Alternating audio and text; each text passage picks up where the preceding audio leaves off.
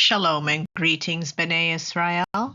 My name is Tal, and in this video I will be discussing the fifth month on the Hebrew calendar, Chodesh HaChamishi, known informally as Karar. Just a recap that the celestial bodies are used to reckon time.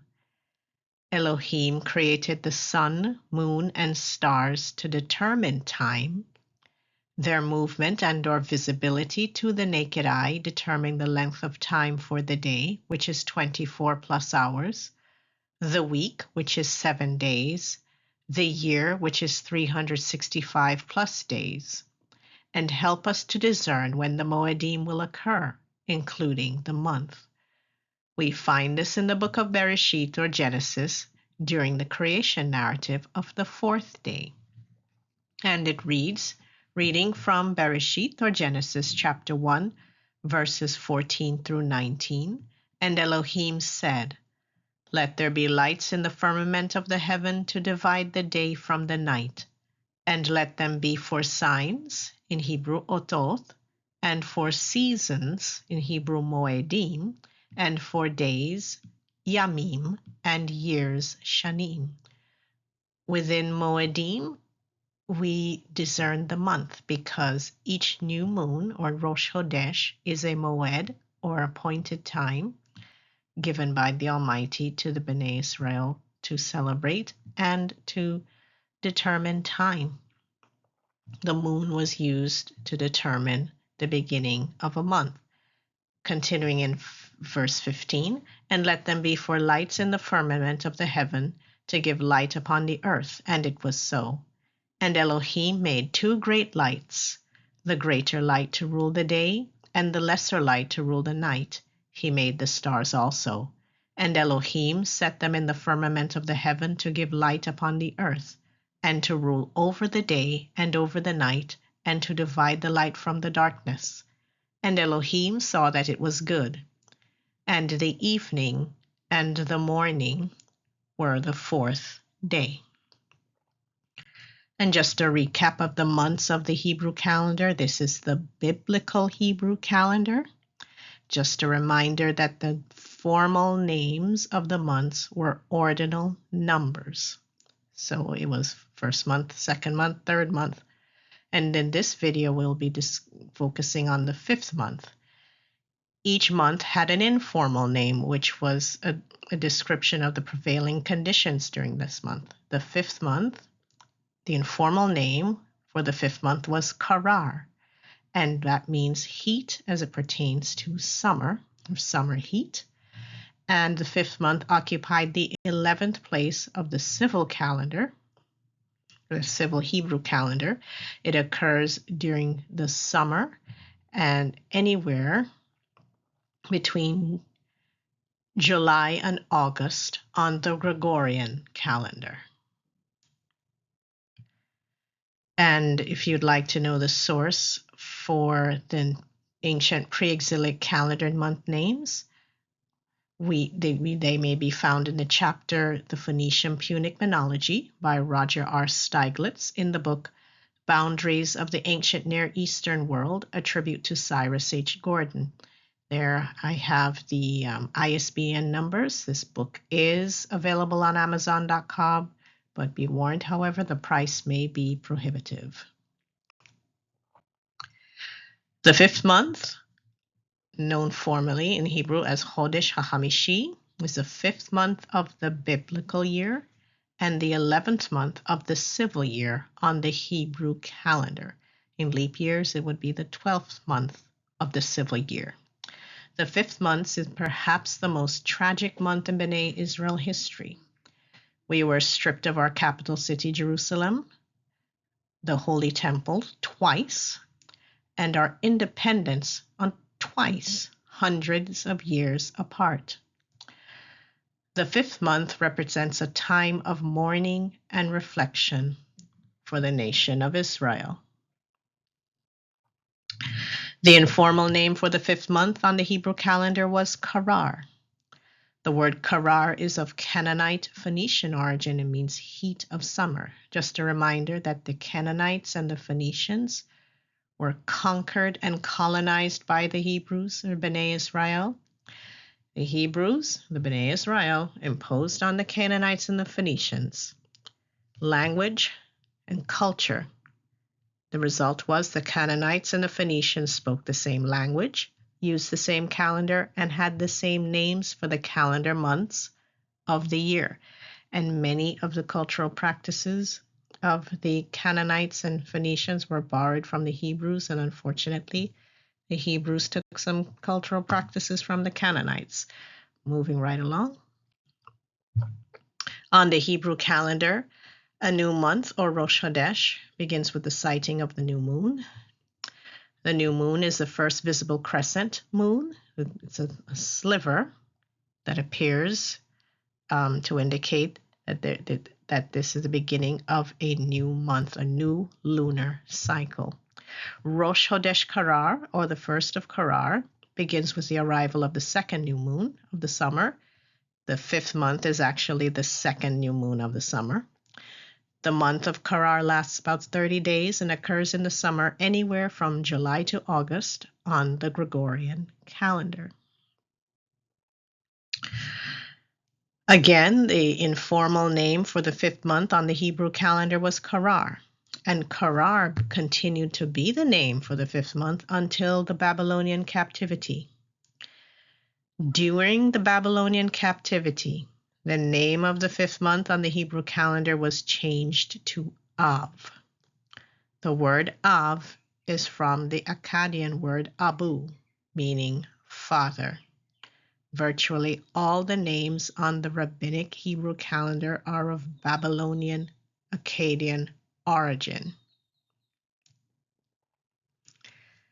That's why we don't call it a Hebrew calendar. It's Babylonian calendar light. Moving right along. During the fifth month marked the continuation of the fruit harvest. The fruits grown in ancient Israel included grapes, olives, figs, pomegranates, and dates. The fruit harvest began in the summer and continued into the late fall. During the fifth month, or Karar, grapes, olives, figs, and pomegranates were harvested. While most of these fruits would be harvested until the end of summer, olives were harvested throughout the summer until the late fall. Pruning of fruit trees and vines also continued during the fifth month, or Karar.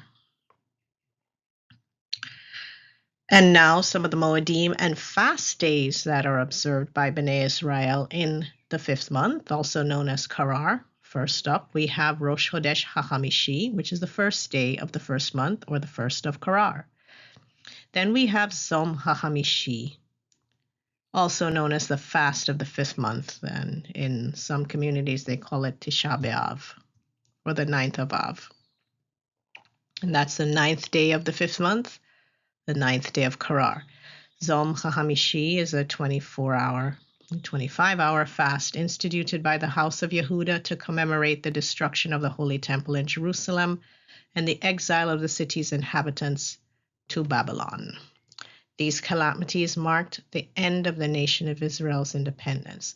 Now, we're not specifically commanded to observe this fast. However, as you will see, the Most High acknowledged this fast in a prophecy to Zechariah in the book Zechariah chapter 8, verses 18 through 19. And it reads, "And the word of Yehovah of hosts came unto me, saying, Thus saith Yehovah of hosts, the fast of the fourth month, and the fast of the fifth, and the fast of the seventh, and the fast of the 10th shall be to the house of Yehuda joy and gladness, and cheerful feasts. Therefore love the truth and peace." So our Heavenly Father acknowledges this fast. However, we are not mandated to observe it as in a Torah command. And now some notable events in Bnei Israel history which occurred during the 5th month. During the 5th month, we're not given a specific day. Hananiah, son of Azor, the prophet, gave a false prophecy concerning the Babylonian captivity, stating that it would end in 2 years. The Almighty gave Hananiah the death penalty. Let that be a warning to those who prophesy or give prophecy. There are 2 options. You're either right or you're dead. On the first day of the 5th month, Aaron the high priest died. Again, on the first day of the 5th month, Ezra and the first group of exiles from the Persian Empire returned to Jerusalem. On the 7th day of the 5th month, the Babylonian army invaded, set fire to, and destroyed the first holy temple in Jerusalem, stealing all the temple vessels and the treasury. Again, the Babylonians carried away the elite of the inhabitants of Jerusalem into exile. The poor and unskilled were left behind. This occurred on the 7th day of the 5th month. Make a note. The elite of the inhabitants of Jerusalem were taken into exile. The poor and unskilled were left behind. The majority of people did not go to Babylon. They fled south into Egypt, into Africa. Only the elite went into Babylon in captivity. The poor and unskilled were left in the hand, and most of the people fled into Egypt. On the 9th day of the 5th month, I have this in italics because we're not given an exact day in the scriptures of when this occurred, but we know based on the calculations of the journeys of the children of Israel that this would have occurred during the week of the 9th, during the week of the 9th day of the 5th month.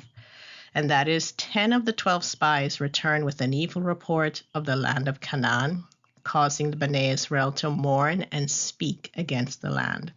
Just a note that the land of Israel, previously known as the land of Canaan or Canaan, is the shrine of the Most High. And what the Bnei Israel did, speaking against the land, claiming that it would devour them, was a slap in the face to the Most High. That's his shrine. And it cost them dearly, 40 extra years in the wilderness, and everybody 21 and over, their carcasses fell in the wilderness. On the 9th day of the 5th month, hundreds of years later, the Roman army set fire to and destroyed the second holy temple in Jerusalem, stealing all the temple vessels and the treasury.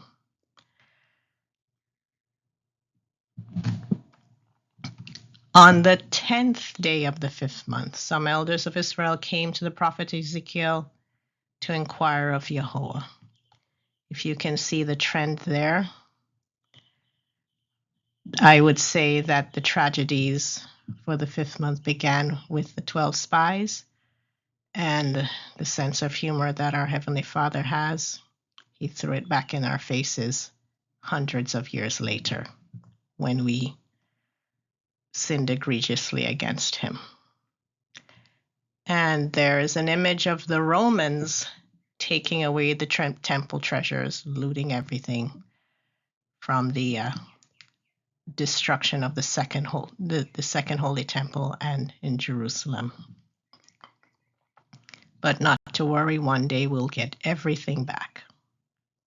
With that being said, please like and share our videos and subscribe to our channel.